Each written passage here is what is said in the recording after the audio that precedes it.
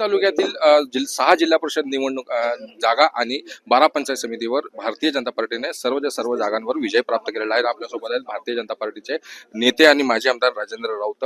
भाऊ, अशी चर्चा चालू आहे बार्शीमध्ये की देशात नरेंद्र, राज्यात देवेंद्र आणि बार्शीत राजेंद्र.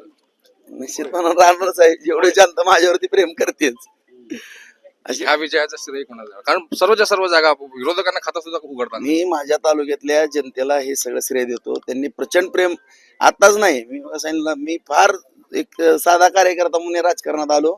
मला तळहातातल्या फोडासारख्या या ठिकाणी सांभाळलेला. जरी 6 निवडणुकीमध्ये 4 वेळेस पराभव झालेला असला, किती मतदान झाला मग 300, 3000, 5000 एक असं. आणि कुठंतरी काही ना काही अडचणी, कुठंतरी अफवा उठणं किंवा काही ना सत्तेच्या ह्याच्यातनं दाबणं किंवा आमच्यावरती गुन्हे खोटे दाब, ह्याच्यामुळे काही ठिकाणी अडचणी निर्माण झाल्या. नाही तर पहिल्यापासून ही जनता प्रेम करते. तर पंचायत समिती बघा, 20 वर्ष पहिले, आता 25 रौप्य महोत्सव होते आमचा. हो, ह्याच्यामध्ये जे आहे बार्शीमध्ये जे आहे दोन्ही शिवसेना आणि दोन्ही राष्ट्रवादी एकत्र तुम्हाला घेण्याचा प्रयत्न करत होते. तर या दोन्ही शिवसेना आणि दोन्ही राष्ट्रवादींना तुम्ही चारीमुंडा चित केलेला आहे. तर काय ही कशी युती झाली होती आणि तुम्ही कसं त्यांना पराभव केला? नाही, या ठिकाणी माझ्या जनतेच्या कोर्टामध्ये आम्ही गेलो आणि आदरणीय देवेंद्र फडणवीस साहेब यांच्या मार्गदर्शनाखाली काम करत असताना आज केंद्रामध्ये सुद्धा आदरणीय नरेंद्र मोदी साहेब त्या ठिकाणी पंतप्रधान आहेत. या ठिकाणी राज्यामध्ये देवेंद्र फडणवीस साहेब या ठिकाणी मुख्यमंत्री आहेत, जयभाऊ पालकमंत्री आहेत. आज हे सर्वांचं पार्टी म्हणून या ठिकाणी आमच्यावरती जास्त लक्ष आहे. सातत्याने या बार्शी तालुक्याला त्यांनी केलेली मदत, दिलेला विकास कामाचा निधी आणि जनतेचं असलेलं प्रेम, या सर्व गोष्टीमुळे ह्या गोष्टी या ठिकाणी एक चांगल्या पद्धतीनं घडत गेल्या. आणि भविष्यात विश्वास आहे सर्वांनाच की जर आपला विकास किंवा या तालुक्याचं जर चांगलं अर्थकारण मजबूत करायचं असेल, पाण्याचे प्रश्न शेतीच्या सोडवायचे असतील, पिण्याचे प्रश्न असतील पाण्याचे, त्याचबरोबर MIDCच्या माध्यमातून उद्योग नवीन उभा करायचे असतील, तर ह्या सर्व गोष्टीला आदरणीय नरेंद्र मोदी साहेबांच्या मार्गदर्शनाखाली देवेंद्र फडणवीस साहेबांशिवाय पर्याय नाही. आणि जिल्ह्यामध्ये तर जयभाऊचं आपलं काम बघतोय, त्यांनी सुद्धा पूर्ण जिल्ह्यामध्ये एक चांगलं संघटन मजबूत करून सगळ्यांच्याच बाबतीमध्ये एक चांगलं सकारात्मक अशी भूमिका या ठिकाणी महापालिका असेल किंवा आता जिल्हा परिषद सुद्धा, त्या दिवशी मी सांगितलं होतं जिल्हा परिषद अध्यक्ष भारतीय जनता पार्टीचा होणार. झाल्या सगळ्या गोष्टी सत्याने. हे तर आमचं पैकीच्या पैकी झालं सगळं. प्रचारामध्ये जे आहे तुम्हाला घेरण्याचा प्रयत्न केला, तर गुंड प्रवृत्तीचे लोक असं टीका देखील करण्यात आली होती. माझ्यावर जेवढ्या खोट्या केसेस झाल्या होत्या, सगळ्या भगवंताच्या आशीर्वादानं माननीय न्यायाधीशांच्या पूर्ण खात्री केल्यानंतर निर्दोष सुटल्या. मला कुठेही काही टच नाही, एक सुद्धा केस आता माझ्यावरती नाही. आणि हे सगळं ह्यांचंच मला बक्षीस मिळत होतं खोट्या केसेस करायची. मी त्या दिवशी सांगितलं ना, मी एक कार्यकर्ता म्हणून मराठा महासंघाच्या माध्यमातून पूर्वी काम करत होतो. मला अक्षरशः पोलीस स्टेशनला नेऊन रिंगण करून मारत होते, अंगाला गुळमी येत होती. ही यांची गुंडगिरी होती. आणि बाहेर सुद्धा कोणाची आताडी चौकात निघले, पोलीस स्टेशन मध्ये निघले, फायरिंग कोणी केल्या, सगळी वस्तुस्थिती आहे. पोलीस स्टेशन मध्ये फायरिंग झालेल्या, किती मोठे मोठे यांच्यावरती गुन्हे आहेत.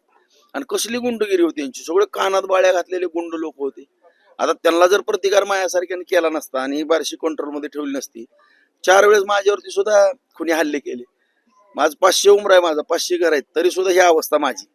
बाकीच्या तर सर्वसामान्य जनतेचं काहीच खरं नव्हतं. आणि मला कशाला गुंडगिरी करतात? त्यांनी किती गुंडगिरी केली बघा. फक्त रोखण्याचं काम मी या ठिकाणी केलं प्रामाणिकपणा. विधानसभेचा वचपा काढला का काय तुम्ही? कारण नगर परिषद, त्यानंतर पंचायत समिती आणि त्याच्या अगोदर आपला कृषी उत्पन्न बाजार समिती, हे सगळं तुम्ही म्हणजे विरोधकांना एक चॅलेंज दिलं. नाही, वचपा हा म्हणता येणार नाही. मी मग सांगितलं की मी विकास कामाच्या बाबतीमध्ये जास्त आग्रही होतो. असा निधी आपल्या तालुक्याला कधी पाण्याचं उपसा सिंचन, आता चेतकासारखी वाट बघत होते माझ्या तालुक्यातले शेतकरी. उपसा सिंचन योजना 1996ची होती. महाराष्ट्रात माझ्या माहितीप्रमाणे एकाच वेळेस 700 कोटी रुपये आदरणीय देवेंद्र फडणवीस साहेबांनी दिले. आज माझ्या शहराला पाणी 10 दिवस येत नव्हतं. 296 कोटी रुपये का 0 मिनिटात साहेबांनी या ठिकाणी एवढं नगरपालिकेला या ठिकाणी दिले. बार्शी नगरपालिकेला 37 साठवण तलाव दिले. आज कमीत कमी 25 केटीवेर दिले कोल्हापूर पद्धतीचे बांधारे. माझ्या खात्रीनं 50,000 एकर जमीन बागायत आज देवेंद्र फडणवीस साहेबांच्या माध्यमातून या ठिकाणी होते. कशाचं लक्ष नाही. आज किती शेतकऱ्यांच्या घरात सोन्याचे दिवस आज या ठिकाणी. MIDC झाली, आज पूर्ण कारखाने उभारायला लागले, सोयाबीन प्लांट उभारला, नवीन नवीन उद्योग उभारत आहेत.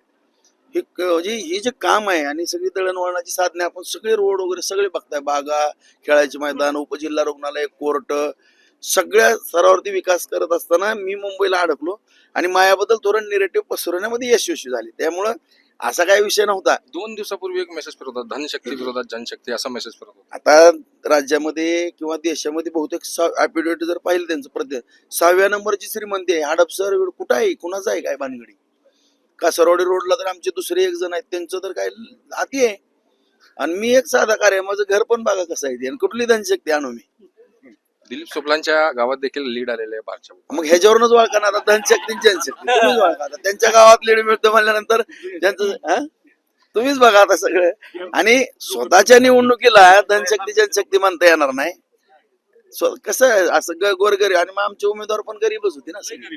आपल्यासोबत होते माजी आमदार राजेंद्र राऊत यांनी प्रतिक्रिया दिली आहे. महाराष्ट्र टाइम्स इरफान शेख, सोलापूर.